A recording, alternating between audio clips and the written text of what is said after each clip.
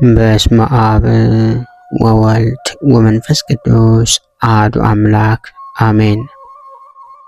እንኳን በግንቦት 13 ቀን ታስበውና ተከብረው እንደሚውሉ ለቅዱሳን በዓላት በዚች ቀን የከበረ አባት በገድል ተጠምዶ የኖረ ብልህ አርሳኔዎስ የዕረፍቱ መታሰቢያ በዓል በሰላም አደረሳችሁ አደረሰን። ይህ ቅዱስ ከሮሜ አገር ሰዎች ከባለጸጎችና ከተላለቋቸው አንዱ ነው። የቤተ ክርስቲያንን ትምህርት አስተምረው ድቁና ሾሙት። ከዚህ በኋላ አቴና ወደሚባል ሀገር ሄዶ ፍልስፍናን፣ የፀሐይንና የጨረቃን የከዋክብትን ማካሄዳቸውን የዘመናትን መለኪያና መቁጠሪያ ተምሮ በመልካም አጠና። ከብዙዎችም ከፍ ከፍ አለ። በመንፈሳዊ ትምህርቱም ፍጹም ሆኖ አምላካዊ ትሩፋትን የሚሰራ ሆነ። በሮሜ ሀገርም ታላቁ ቴዎዶሲዎስ በነገሰ ጊዜ ልጆቹን አኖሬዎስንና አርቃዴዎስን የሚያስተምርለት ጥበበኛ ደግ ሰው ፈለገ። ይህንንም ቅዱስ ወደ ንጉሥ ወሰዱት። ንጉሡም ልጆቹን አኖሬዎስንና አርቃዴዎስን እንዳስተምርለት አዘዘው። እርሱም ታዞ የእነርሱን ልጆች እንደሚገባ ሊያስተምር ጀመረ።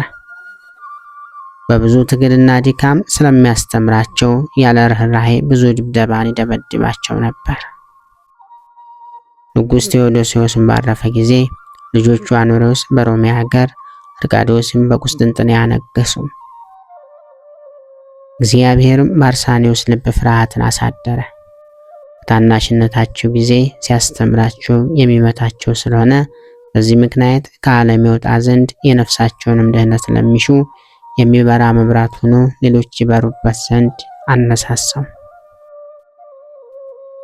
ምን እንደሚያደርግ በልቡ እያሰበ ሳለ እነሆ ከእግዚአብሔር ዘንድ እንዲህ የሚል ቃል መጣ። አርሳኔ አርሳኔ ከዚህ ዓለም ውጣ፣ አንተም ትድናለህ የሚል። ይህንንም ቃል በሰማ ጊዜ ፈጥኖ ተነሳ እንጂ አልዘገየም። ወደ አሁኑ ልብሱን ለውጦ ወደ እስክንድርያ ሀገር ሄደ። እዚያም የከበረ የአባ መቃርስ ገዳም ወዳለበት ወደ አስቄጥስ በረሃ ደርሶ በጾም በጸሎት በመስገድ በመትጋት በአርምሞና በትሩፋት ሁሉ ፍጹም ተጋድሎን ተጋደለ። ስለ ዝምታውን በጠየቁት ጊዜ እኔ ስለ ራሴ ብዙ አዝናለሁ አላቸው። እርሱ ግን በውስጥና በአፋ ትሑትና ቅን የዋህ ነው። የእግዚአብሔርንም ሥራ ይሰራል። ሁልጊዜም እጅ ሥራውን አያቋርጥም። ከዕለት ምግቡ የሚተርፈውን ይመጸውታል።